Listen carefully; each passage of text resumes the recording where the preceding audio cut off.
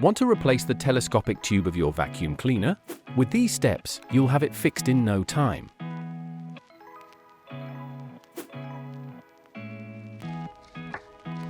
What do you need? A new telescopic tube. Step 1. Remove the old telescopic tube.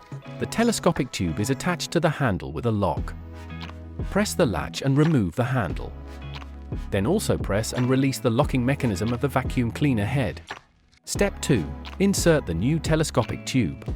Then slide the vacuum cleaner head onto the end of the telescopic tube until it clicks into place. Slide the telescopic tube back into the handle until you hear a click. You have replaced the telescopic tube and the Hoover is ready to use again.